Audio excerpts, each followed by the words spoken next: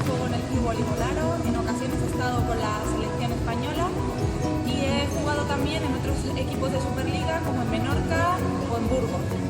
Me formé en el centro de Cheste y luego también estuve en la concentración permanente de Soria.